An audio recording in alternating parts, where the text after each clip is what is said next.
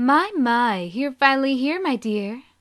You're usually on time, but as of now, you're late by an hour. Yeah, you make me worry so much that I wanted to go out and make sure you're safe and hunt down anyone who is wasting your precious time. But that gentle Nehru insisted for me to wait for you here. Hope? I said to you that my guys were watching them, so you didn't need to. That's the point.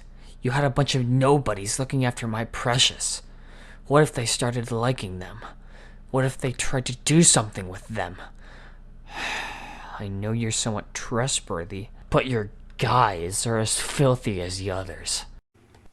I already said that I checked their backgrounds, and I only chose people that were in a long and faithful relationship. Also, I warned them that any slip-ups would end up as a quick termination.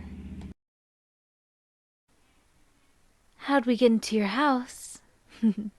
My dear, don't you know that no door can stop our little friend Hope? No door, wall, or person can keep me away from you, my precious. Why don't you come in? We need to have a serious talk. Precious? Are you alright? Why do you take so long? Does a filthy one need to be purged? I see.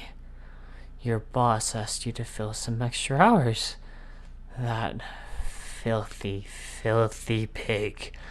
How dare he take more of your time? You already work too much. My dear, do you need more money? I know you said you liked your work, but if it ever becomes too much, remember that you can always count on me. It wouldn't be a problem at all to pay any of your expenses. To be honest, it'd be even better if you could live in my mansion with me and... There you go again, Nehru. Trying to sneakily take them for yourself.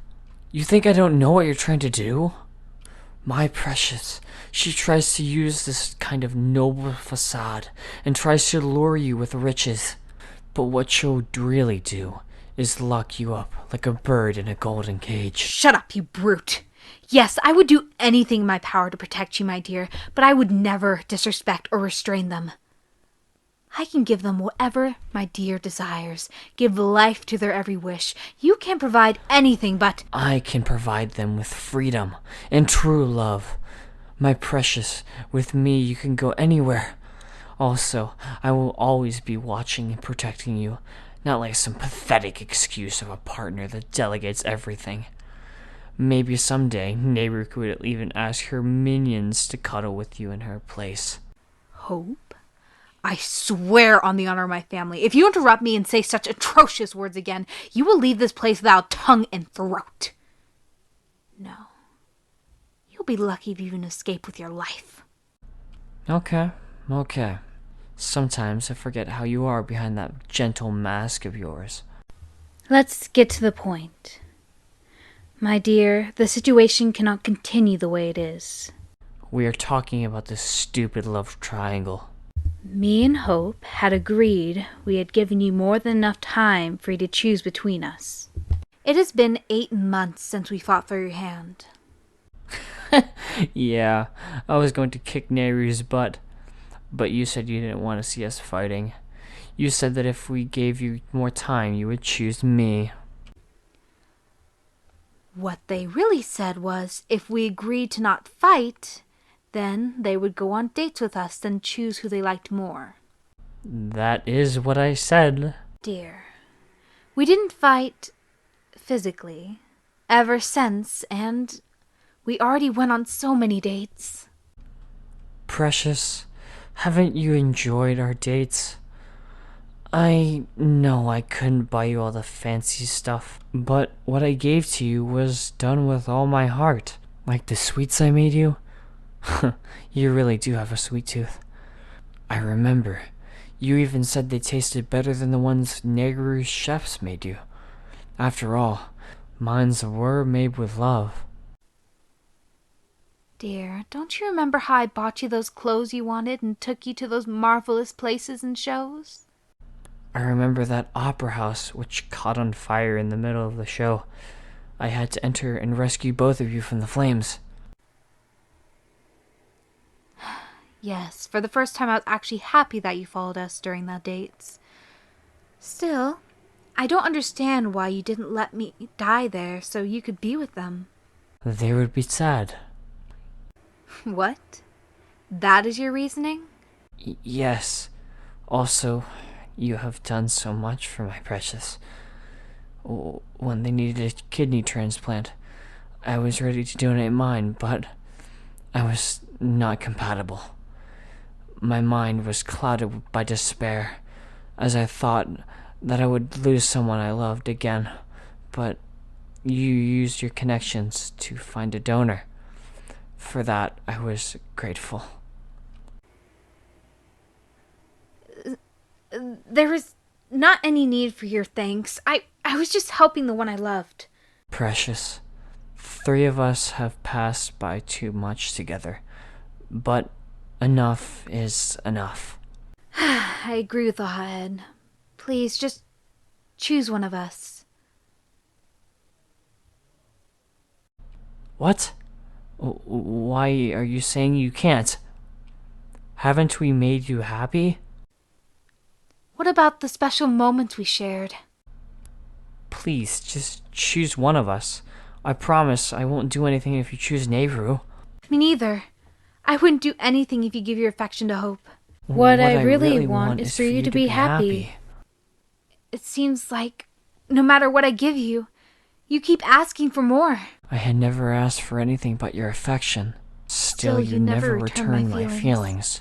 Wait, they never said, I love you back to you too? No, not even once. But you know who they always are head over heels for? That damn pop star.